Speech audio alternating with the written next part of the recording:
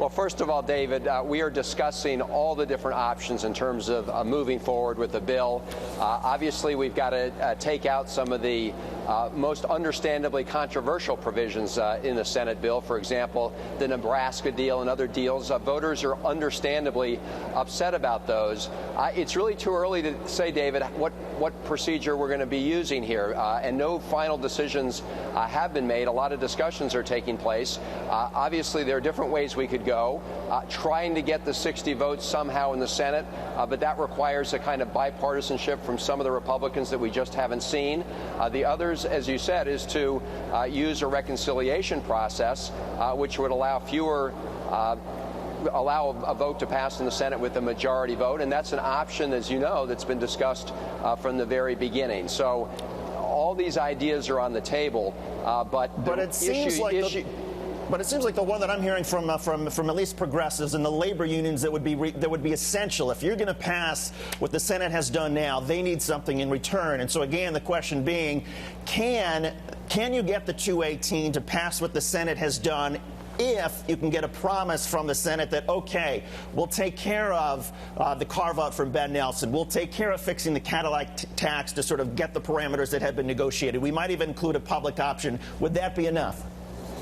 Well, you put your finger on the big issue. I mean, how can you receive that kind of guarantee from the Senate if you were to go down that particular road right now?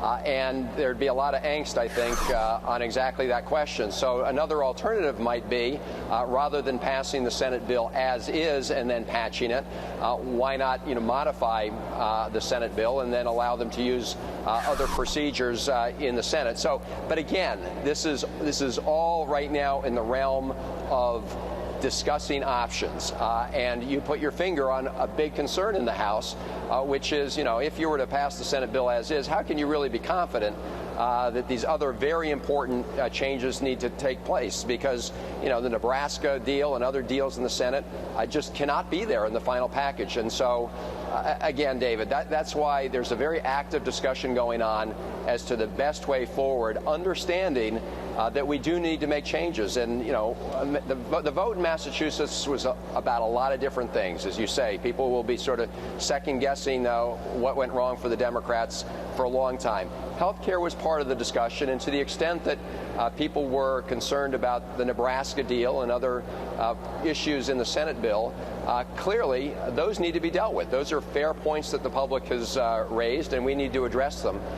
And we need to be assured that nothing like that will be in the final bill.